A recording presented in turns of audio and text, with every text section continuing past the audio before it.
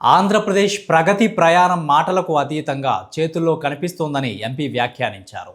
ఇంకాస్త వివరంగా చెప్పాలంటే రాజకీయ విమర్శల కంటే ఆచరణలో చూపించే ప్రగతే ప్రజల మనస్సులను గెలుచుకుంటుందని ఎంపీ మాట.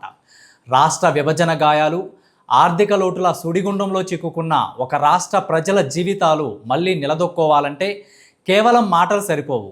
కొండంత సంకల్పం, దార్శనికత కలిగిన నాయకత్వం అవసరం. ముఖ్యమంత్రి నారా చంద్రబాబు నాయుడు నేతృత్వంలోని ఎన్డీఏ ప్రభుత్వం సరిగ్గా ఇదే బాటలో ప్రయాణిస్తూ ఆంధ్రప్రదేశ్ భవిష్యత్తుకు పటిష్టమైన పునాదులు వేస్తోందని ఎంపీ న్యూఢిల్లీ వేదికగా స్పష్టం చేశారు.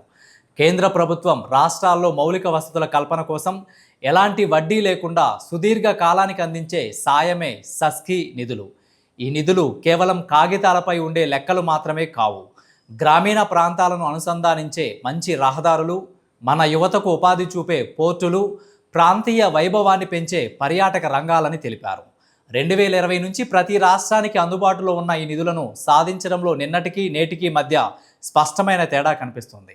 గత వైకాపా ప్రభుత్వం 4 ఏళ్ల కాలంలో 2020-24 సాధించగలిగింది కేవలం 11,386 కోట్లు మాత్రమే. అయితే చంద్రబాబు నాయుడు పట్టుదల, నిరంతర ప్రయత్నాల వల్ల కేవలం 2.5 ఏళ్లలోపే ఏకంగా 19,619 కోట్ల నిధులను ఏపీ ప్రభుత్వం సాధించగలిగింది.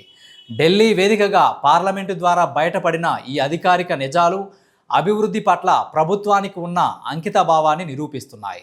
2014లో రాష్ట్ర విభజన జరిగినప్పుడు దాదాపు 16,000 కోట్లకు పైగా ఉన్న రెవెన్యూ లోడుతో ప్రయాణం ప్రారంభించిన మన రాష్ట్రానికి ఇలాంటి కేంద్ర నిధులు ఎంతటి ప్రాణవాయువో ప్రత్యేకంగా చెప్పనక్కర్లేదు.